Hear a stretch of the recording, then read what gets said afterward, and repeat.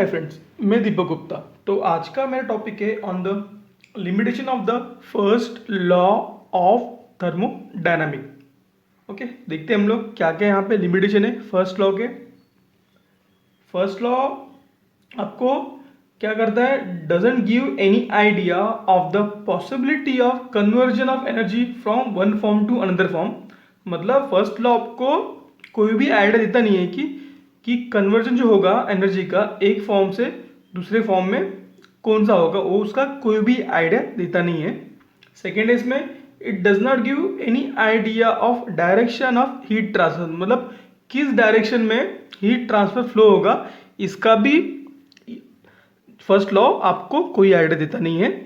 Third है मेरा first law provide a necessary but not sufficient condition for a process to अकर।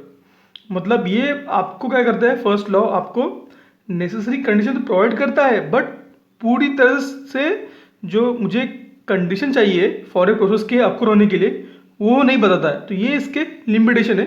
ये exam में बहुत बार आया हुआ है, limitation of the first law of thermodynamic.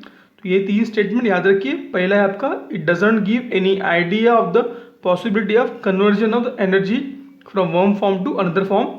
Second है मेरा it does not give any idea of the direction of the heat transfer. Third है मेरा first law provide the necessary but not the sufficient condition for a process to occur. Okay, ये रहा all about the limitation के बारे में। So keep watching my video.